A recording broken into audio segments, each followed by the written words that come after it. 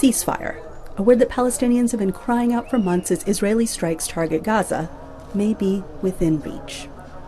Over the weekend, Vice President Kamala Harris became the first Biden administration official to publicly call for Israeli and Hamas forces to lay down arms in the conflict, sparked October 7th when the Palestinian militants launched a killing spree in Israel.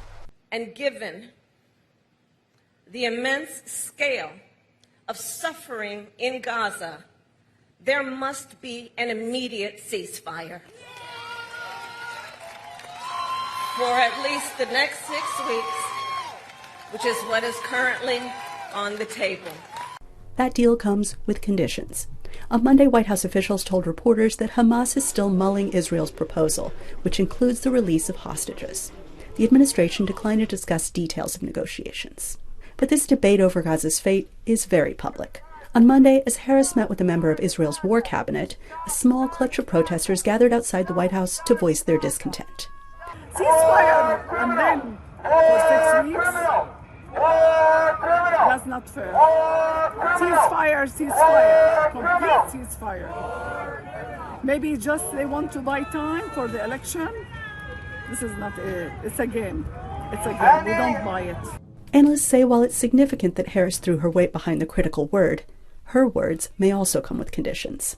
But it's also important to take a look at how she qualified it, because the administration for some time has been saying that they're looking for a ceasefire, but it's within a specific deal that they want that to take place in. If her call is simply a reiteration of that, then the only significance that comes with it is the fact that for the first time, a senior administration official has actually managed to accurately and appropriately express empathy with victims on both sides of the conflict. And then there is another question, one the White House itself is asking. Will Hamas, which the U.S. has designated as a terror group, take the deal to stop an assault that has killed tens of thousands of civilians? The demands that have been expressed so far by the administration, which is the release of all hostages in return for a 6-week ceasefire, I find unlikely to be accepted by Hamas, because they're essentially giving up all their leverage for only a temporary end in the fighting rather than a more permanent state.